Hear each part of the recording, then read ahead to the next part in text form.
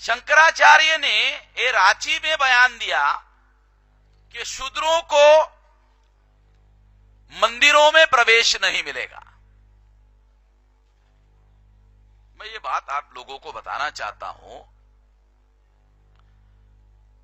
ब्राह्मण धर्म के लोगों ने मंदिरों में प्रवेश करने के लिए शूद्रों और अतिशूद्रों पर पाबंदी क्यों लगाई?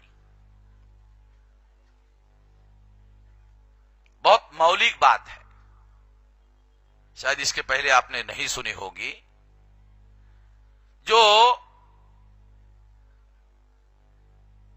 ब्राह्मण धर्म के लोग हैं, उन लोगों ने प्रतिक्रांति करने के बाद बृहदत्त की हत्या की। हत्या करने के बाद पुष्यमित्र शुंग नाम का जो ब्राह्मण था, आपको सुनकर भी आश्चर्य लगेगा, ये नालंदा विश्वविद्यालय में पढ़ता था। पुष्यमित्र शुंग नालंदा विश्वविद्यालय में पढ़ता था और पतंजलि के नाम पर, बाबा रामदेव ने पतंजलि नाम पर विश्वविद्यालय बनाया है वहां हरिद्वार में। बाबा रामदेव अहिर है, हरियाणा के अहिर जाति के, यानी पिछड़े जाति के हैं। बाबा रामदेव को ये पता ही नहीं है, वो ये कहते हैं कि पतंजलि जो है वो योग का निर्माता है। गलत है, पतंजलि योग का निर्माता नहीं है। पतंजलि नालंदा विश्वविद्यालय का विद्यार्थी था और वहां वो योग सीखने के लिए गया था। इसका मतलब है पतंजलि के पहले ही योग था। पतंजलि नालंदा विश्वविद्यालय में योग सीखने के लिए गया था और वहां वो योग सीखता था। योग की मूर्ति, ध्यान की मूर्ति सिंधु घाटी में आर्कियोलॉजी में उपलब्ध हुई है। इससे प्रमाणित है, निर्विवाद प्रमाणित है कि योग सिंधु घाटी में था। ये मूल निवासियों के संस्कृति का अंग है। बाबा रामदेव अहिर है, ओबीसी है, हमारा आदमी है, भटका हुआ है मगर है हमारा आदमी। आज नहीं तो कल, कल नहीं तो परसों, परसों नहीं तो तरसों। वो हम उसको ये नहीं कह सकते कि कुत्ते की पूंछ पुंगली में दाड़ो, पुंगली टेढ़ी हो जाती है मगर कुत्ते की पूंछ टेढ़ी की टेढ़ी रहती है, सीधी नहीं होती है। ऐसा बाबा रामदेव के बारे में नहीं कहा जा सकता। वो हमारा आदमी है, उसको जैसे ही ज्ञान मालूम हो जाएगा वो उसमें परिवर्तन किया जा सकता है, ऐसा मैं मानता हूं। मगर मैं आप लोगों को जो बताना चाहता हूं, बहुत महत्वपूर्ण बात है। वो बात ये है, क्योंकि ये संत का अधिवेशन है, उसमें संतों को ये हमारे इतिहास का ज्ञान होना चाहिए। ये जो प्रतिक्रांति हुई, प्रतिक्रांति के बाद भिक्षुओं का कत्लेआम हुआ। भिक्षु भी संत समाज था, भिक्षु भी साधु समाज था, उसका कत्लेआम किया ब्राह्मणों ने। क्यों कत्लेआम किया? यदि ये भिक्षु विहारों में ध्यानस्थ बैठ जाते, ध्यान करने के लिए बैठ जाते, ध्यान करते रहते और निर्वाण प्राप्त कर लेते और निर्वाण प्राप्त करके केवल वहीं पर बैठे रहते, तो ब्राह्मणों का कोई ऑब्जेक्शन नहीं था। ध्यान करो, मठ में बैठो, अपने शरीर पर मनो और तनो चर्बी बढ़ाओ, ब्राह्मणों का कोई ऑब्जेक्शन नहीं था।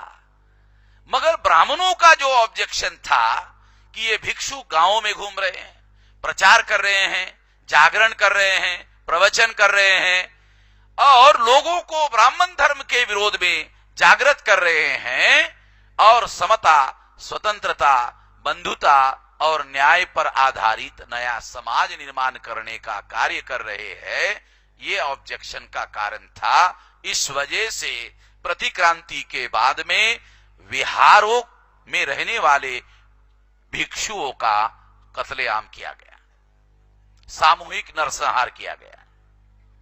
मैं संत लोगों का इस सम्मेलन में ये उनको बताना चाहता हूं कि ब्राह्मणों ने संतों का, जो भिक्षु समाज था, संत समाज था, उसका सामूहिक कत्लेआम किया। और ये जो सामूहिक कत्लेआम किया, कत्लेआम करने के बाद जो विहार थे बुद्ध के, महाविहार थे, खाली हो गए। खाली होने के बाद वहां पर ब्राह्मणों ने कब्जा किया। कब्जा करने के बाद अब क्या किया जाए? ब्राह्मणों के सामने संकट था, इसलिए ब्राह्मणों ने उन विहारों का नाम परिवर्तन करके उसको मंदिर कहा। बुद्ध पूर्व काल में कोई मंदिर नहीं है। मंदिर का जो कॉन्सेप्ट है, मंदिर का आप लोगों को बताना चाहता हूं, हमारे संत समाज के लोग यहां हैं उनको भी बताना चाहता हूं, बुद्ध पूर्व काल में मंदिर नहीं है, मंदिर की संकल्पना नहीं है। बुद्ध काल में विहार बनाए गए, और विहार शब्द का अर्थ है, विहार से विहार शब्द बना, क्योंकि बिहार में रहने वाले लोग जो है वह का उच्चारण नहीं जानते, वो वेजिटेबल को वेजिटेबल कहते। बिहार में जो वेजिटेबल है, आप होटल में जाओ तो उसमें लिखा होता है वेजिटेबल, वेजिटेबल नहीं, तो वो उच्चारण करना नहीं जानते, इसलिए वह विहार का उच्चारण हुआ बिहार। वह का उच्चारण हुआ तो उसका उच्चारण हुआ बिहार, बिहार का बिहार हुआ। तो ये जो विहार थे, ये विहार का मतलब है रहने की जगह। विहार शब्द का अर्थ है रहने की सुव्यवस्थित जगह। तो यहां पर ये जो विहार थे वो भी कई तरीके विहार थे, और इसमें महाविहार भी थे, बहुत बड़े बड़े विहार थे, बहुत लोकप्रिय विहार थे। लाखों की संख्या में प्रति वर्ष उन विहारों में लोग का आगमन होता था। और जैसे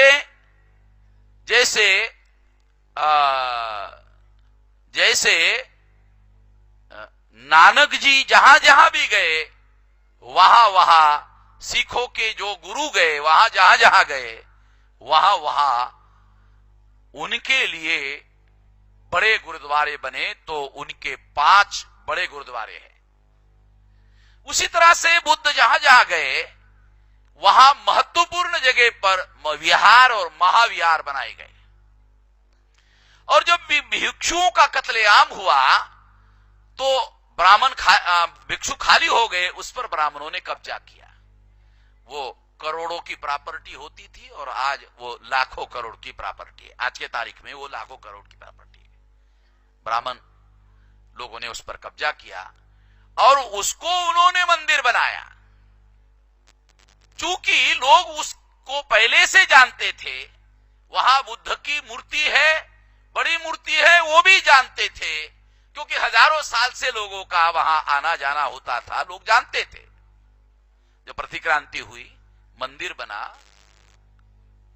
तो भी लोगों का आना जाना चालू ही था। इसलिए ब्राह्मणों को उस मूर्ति को हटाना संभव नहीं हुआ। मूर्तियां वहीं रही।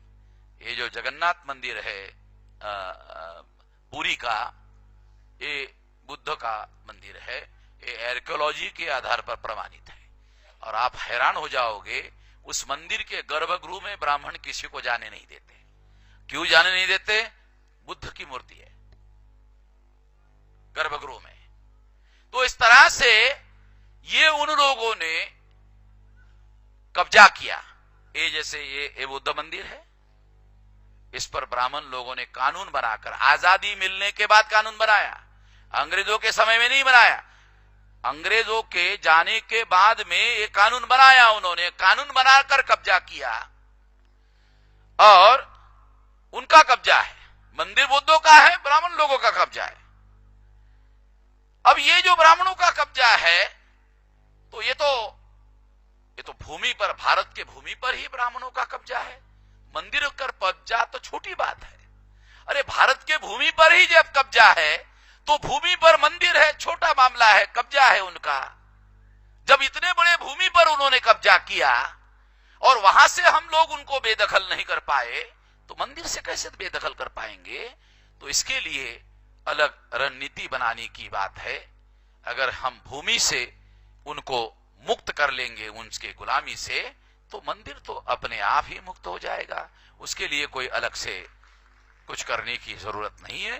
तुम केवल मंदिर को मुक्त करोगे और भूमि उनके ही नियंत्रण में रहेगी तो क्या होगा?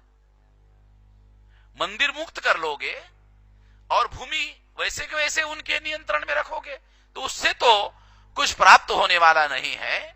इसको हम लोगों को जानने की और समझने की जरूरत है। मगर मैं जो बात आप लोगों को बताना चाहता हूं, मंदिरों में मूर्तियां वही रही, विहारों को मंदिर बनाया।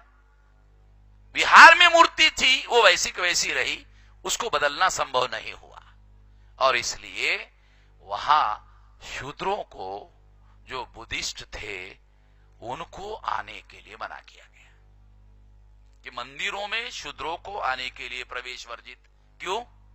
क्योंकि मंदिरों में जो शूद्र बुद्धिस्ट है, वो बुद्धिस्ट जब मंदिरों में फिर भी आते हैं तो उनको, अरे ये तो हमारा है, तुमने कैसे कब्जा किया? इसके लिए उनको आना ही पाबंदी लगाया। अछूत भी बुद्धिस्ट है, इसलिए अछूतों को भी मंदिर में आने के लिए पाबंदी लगाया। ये रहस्य है कि मंदिर में आने के लिए पाबंदी क्यों लगाया, क्या रहस्य है? ये रहस्य है। ब्राह्मण कहते हैं मंदिर को मुसलमानों ने तोड़ा। इस बात को तो हम नहीं मानते हैं कि मंदिरों को मुसलमानों ने तोड़ा। वो कहते हैं बाबरी मस्जिद, बाबर ने अयोध्या के मंदिर को तोड़ा, वो ऐसा कहते हैं। और वो राम मंदिर था और राम के मंदिर को तोड़ा, ऐसा वो कहते हैं। राम ही नहीं है तो राम का मंदिर कैसे है? और फिर वो कहते हैं राम जन्मभूमि है। तो मैं आपको कहना चाहता हूं, हमारे मूल निवासियों की एक परंपरा है। परंपरा क्या है? परंपरा ये है कि कोई भी बेटी जब उसकी शादी होती है, जब वो ससुराल जाती है और जब वो पहला बच्चा पैदा करने का समय आता है, तो वो पहला बच्चा अपने मां के घर पैदा करती है और उसके लिए मां के घर जाती है। और मैं ऐसा मानता हूं ये परंपरा मुसलमानों में भी है। अभी अकमल डॉक्टर बराबर है, मुसलमानों में भी है। मुसलमानों में क्यों है? मुसलमान भी यही का है, वो विदेशी नहीं है, वो ब्राह्मण विदेशी है। ब्राह्मण अपना विदेशीपन छुपाने के लिए कहते रहता है मुसलमान विदेशी है, मुसलमान विदेशी है, मुसलमान विदेशी है। ऐसा जब प्रचार करता है तो उसका विदेशीपन छुप जाता है। तो मैं आप लोगों को जो बताना चाहता हूं कि परंपरा क्या है, लड़की जब बच्चा पैदा करने का समय आता है तो वो अपने मां के घर जाती है। पहला बच्चा, राम पहला बच्चा थे। अगर उनका जन्म कौशल्या के पेट से अयोध्या में हुआ था, राम जन्मभूमि कहते हो ना, तो पहला बच्चा परंपरा के अनुसार कौशल्या को कौशल देश में, जो बिहार में है, वहां जाकर के पैदा करना चाहिए था। यह हमारी परंपरा है।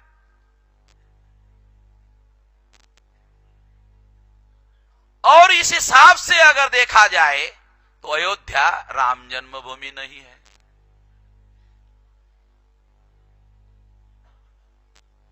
यदि ब्राह्मण ऐसा कहते हैं कि ये परंपरा हम नहीं मानते, चलो ठीक है, हम ब्राह्मणों की ये बात भी स्वीकार करने के लिए तैयार है कि यदि वो इस परंपरा को नहीं मानते, क्योंकि ये परंपरा इतनी बड़ी परंपरा है, हिस्टोरिकल परंपरा है। बुद्ध पहला पुत्र थे और उसको जन्म देने के लिए महामाया जब अपने पहला पुत्र थे तो अपना बच्चा पैदा करने के लिए अपने मां के घर जा रही थी। है इतिहास, काल्पनिक बात नहीं कह रहा हूं। अपने मां के घर जा रही थी, जंगल में ही समय हुआ और जंगल में बुद्ध को पैदा किया। है इतिहास, इतिहास है। इससे सिद्ध होता है कि जो कह रहा हूं काल्पनिक नहीं है, हिस्टोरिकल एविडेंस है। और इस इतिहास के आधार पर यह कहा जा सकता है कि ये हमारी देश की मूल निवासियों की संस्कृति और परंपरा है कि बच्चा पैदा करने के लिए, पहला बच्चा पैदा करने के लिए मां अपने मां के घर में जाती है, बेटी अपने मां के घर में जाती है और वहां पहला बच्चा पैदा करती है। इस हिसाब से राम का जन्म अयोध्या में नहीं हुआ, यह सिद्ध होता है। अगर इस परंपरा को ब्राह्मण नहीं मानता है तो फिर ब्राह्मण भारत का मूल निवासी नहीं है। ज्यादा खतरनाक सिद्धांत आ जाएगा, फिर वो विदेशी सिद्ध हो जाएगा। और या तो इस परंपरा को मानना होगा या तो आप लोगों को विदेशी है इस बात को स्वीकार करना होगा। तो इसलिए जो बात मैं आप लोगों को बता रहा हूं, जो बात मैं आप लोगों को समझा रहा हूं, और केवल आप लोगों को ही नहीं, जो संत समाज हमारा यहां उपस्थित है उन लोगों को ये इतिहास, हिस्टोरिकल बातें, तर्कसंगत बातें हमको कहना चाहिए। कुछ भी बातें कहने का कोई मतलब नहीं है, इससे प्रतिक्रिया होती है और लोग हमारे विरोध में हो जाते हैं। हम लोगों को ऑब्जेक्टिवली बातें कहना चाहिए, हम लोगों को अपना लक्ष्य निर्धारित करना चाहिए और उस लक्ष्य के पूर्ति के लिए बातें कहनी चाहिए। कुछ भी कहते रहने का कोई मीनिंग नहीं है। हमारे संत कुछ भी नहीं कहते थे, लक्ष्य निर्धारित करते थे, उसके लिए चौपाई बनाते थे, उसके लिए दोहा बनाते थे, उसके लिए अभंग बनाते थे और फिर उसको अभंग में उसको काटते थे। मैं संत समाज के लोगों को संत अधिवेशन में ये बात कहना चाहता हूं कि मैं संत नहीं हूं, मगर संतों को मैं अपना पुरखा मानकर उनसे सीखता हूं और उससे सीखकर अपने जीवन में लाता हूं, क्योंकि मैं अपने संतों को अपना गुरु, अपना पथ प्रदर्शक मानता हूं, रास्ता दिखाने वाला मानता हूं। और आप लोगों को ये जानने की और समझने की बहुत ज्यादा जरूरत है। और मैं आप लोगों को बता रहा था, ये बात संदर्भ समझा रहा था कि ये जो शंकराचार्य शब्द है, ये शंकराचार्य शब्द शंकर से बना। ब्राह्मण के वेदों में ब्रह्मा, विष्णु, महेश, समझे? ब्रह्मा, विष्णु, महेश। महेश शब्द का क्या अर्थ है? महाईश, महाईश्वर। इसका मतलब यह है कि ब्रह्मा, विष्णु, महेश, ये तीन में शंकर शामिल नहीं है। शंकर को ब्राह्मणों ने महादेव कहा। ब्राह्मणों ने कहा हम देव हैं तो आप महादेव हो। हम देव हैं, आप महादेव हो। शंकर को हरभरे के जने के झाड़ पर चढ़ाने का सिद्धांत जानते हो कि हम देव हैं, तुम महादेव हो, आ जाओ, हमारे में आ जाओ। उधर रहोगे केवल शंकर रहोगे, इधर आ जाओगे देवों के देव, महादेव हो जाओगे। ब्राह्मणाइजेशन का सिद्धांत फिर यहां लागू हो गया। तो महादेव जो शब्द है, ए महेश, महाईश,